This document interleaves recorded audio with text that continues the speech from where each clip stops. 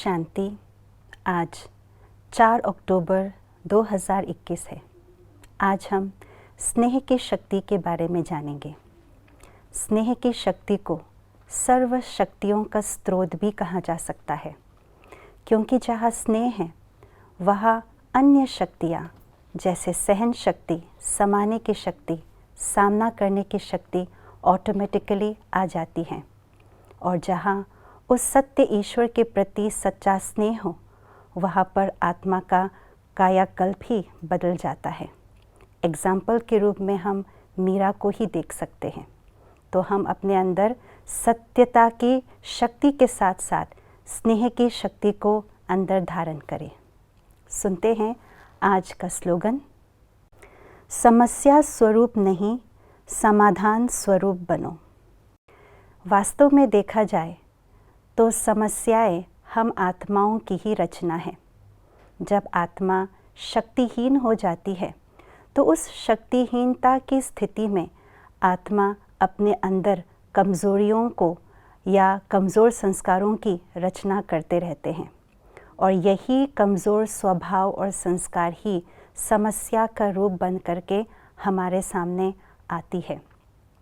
दूसरी बात, पिछले जन्मों के या इस जन्म के अंदर जो भी हमने विकर्म किए हैं और विकर्मों के हिसाब किताब अन्य आत्माओं के साथ बनाए हैं, वो हिसाब किताब संबंधों के रूप में समस्याएं बन करके आती हैं।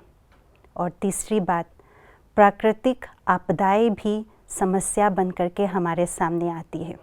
जाने अनजाने में बहुत सूक्ष्म रूप से हमारे अंदर, हम अपने मन के अंदर जो संकल्प है वो व्यर्थ, नेगेटिव, तमोगुणी संकल्प क्रिएट करते रहते हैं, और उसी वजह से हमारी वृत्ति भी तमोगुणी बनती है।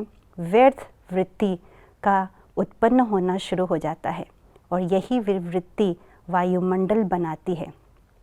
तो ऐसे कमज़ोर वायुमंडल सीधा प्रकृति को पहुंचा देते हैं और प्रकृति कैच कर लेती है आसानी से, और यही प्रकृति हमारे सामने समय प्रति समय प्राकृतिक प्रकोप की रूप से या प्राकृतिक आपदाओं के रूप से आती हैं।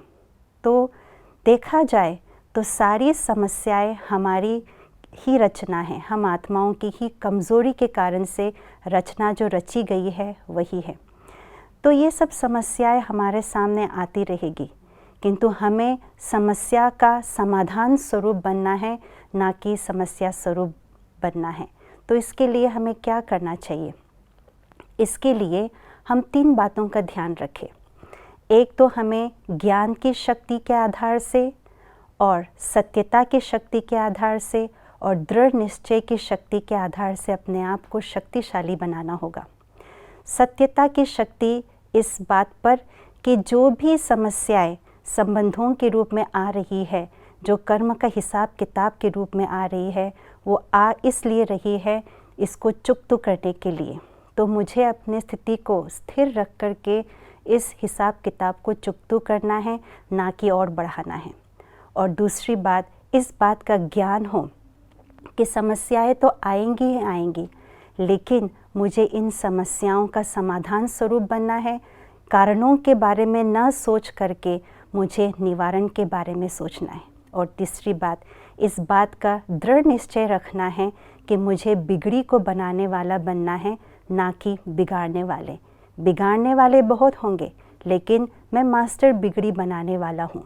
तो इसी तीनों ही शक्ति के आधार से मैं अपने आप को सक्षम बनाऊँ, शक्तिशाली बनाऊँ, और इसी के आधार से ही मैं समस्या स्वरूप नहीं बल्कि समाधान स्वरूप बन सकते हैं। ओम शांति।